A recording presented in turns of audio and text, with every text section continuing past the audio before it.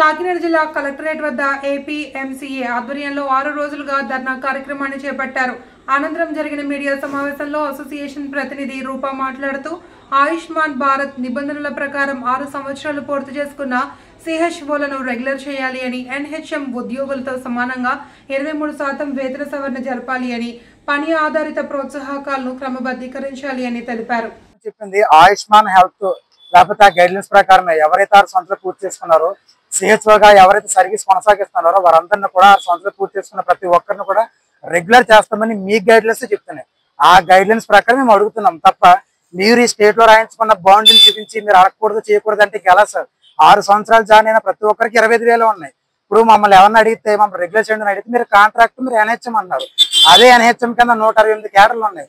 168 క్యాడర్లు మాకు ఒక క్యాడర్ ఉంది. మరి అందరికి పెంచిన 23% హైక్ పెంచారు, మీరు మాకు ఎందుకు పెంచలేదు? మేము అడుగుతుండే ఎన్హెచ్ఎం క్యాడర్ అన్నారు కదా, అదే ఎన్హెచ్ఎం క్యాడర్కి మేము ఉన్నప్పుడు మాకు ఎందుకు శాలరీ పెంచలేదు? అంటే శాలరీ పెంచండి హైక్ అంటే మీరు ఎన్హెచ్ఎం కాదన్నారు. మాకు ఏదైనా కలిసి వచ్చి మీ కాంట్రాక్ట్ అయినసరికి ఎన్హెచ్ఎం అన్నారు. సార్ మేము అడిగేది గైడ్లైన్స్ ప్రకారం అడుగుతున్నాము, అందరితో పాటు మాకు కూడా హైక్ పెంచండి. అలాగే ఎఫ్ఆర్ఎస్ విషయంలో కూడా మేము స్కూల్కి వెళ్తున్నాం, బాలింతలు చెక్ చేస్తున్నాం, గర్భం చెక్ చేస్తున్నాము, పాలేటివ్ కేర్ ఎవరైతే ముసలు ఇంటి దగ్గర బెడ్ అనుకుంటారో వాళ్ళ దగ్గరికి వెళ్తున్నాము. అక్కడెక్కడికి తిరిగి కూడా మేము ఎఫ్ఆర్ఎస్ ఎలా చేసుకోగలం? సో ఎఫ్ఆర్ఎస్ నుంచి కూడా ఎవ్రీ డిస్ట్రిక్ట్ లో కూడా సిహెచ్ఓస్ అందరూ ధర్నా చేస్తూనే ఉన్నారు. ఇందులో మా మెయిన్ మోటో ఏంటంటే మేము జాయిన్ అయ్యి ఇప్పటికి 6 years అవుతుందండి. సో ఫస్ట్ జాయిన్ అయినప్పుడు మాకు ఎంతైతే శాలరీ ఉందో ఇప్పటికీ కూడా అదే శాలరీ ఇస్తున్నారు. 6 years తర్వాత రెగ్యులర్ చాలా స్టేట్స్ లో కూడా రెగ్యులర్ చేశారండి. సో ఇప్పుడు 6 years తర్వాత రెగ్యులర్ చేయమని అడుగుతుంటే దాని గురించి కూడా ఎవరు రెస్పాండ్ అవ్వట్లేదు.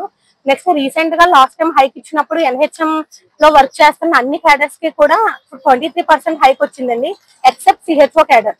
అది కూడా మేము అడిగాము, సిహెచ్ఓస్ ని మినహాయించి ఎందుకు ఇచ్చారు అంటే దానికి కూడా మాకు ఆన్సర్ దొరకలేదు సార్. అప్పుడు కూడా మేము 1 or 2 days అడిగాము, మీకు తర్వాత శాలరీ పెరుగుతుంది అన్నారు. అప్పుడు మొత్తం స్టాప్ చేసేసాము. ఇప్పటి వరకు కూడా అసలు ఎలాంటి ఫైనాన్షియల్ బెనిఫిట్ మాకు రాలేదండి. ఈవెన్ హైక్ ఇవ్వడానికి 2-3 months ముందు జాయిన్ అయిన క్యాడర్స్ కి కూడా 23% హైక్ లో మొత్తం హైక్ వచ్చింది సార్. అప్పటికి 5 years నుంచి వర్క్ చేస్తున్నా కూడా 1 rupee కూడా మాకు ఇంక్రిమెంట్ అనేది చూపించలేదండి. నెక్స్ట్ ఈపీఎఫ్ అన్నది మాకు స్టార్టింగ్ జాయిన్ అయినప్పటి నుంచి కూడా పిఎఫ్ కట్ అయ్యేదండి శాలరీలో. సో కరెక్ట్ గా ఒక 4 years కట్ అయిన తర్వాత పిఎఫ్ కూడా స్టాప్ చేసేసారండి. ఆ పిఎఫ్ ఎందుకు స్టాప్ చేశారు అంటే డిఫరెంట్ ఇష్యూస్ చెప్పారు. మళ్ళీ మీకు 1 year తర్వాత ఇస్తాము, 6 months తర్వాత ఇస్తామని. ఇప్పటికి వచ్చి పిఎఫ్ పునరుద్ధరణ కూడా జరగలేదు సార్. సో ప్రెసెంట్ అయితే మొత్తం మాకున్న ఈ ప్రాబ్లమ్స్ అన్నింటినీ కూడా మేము అడ్రస్ చేస్తాం.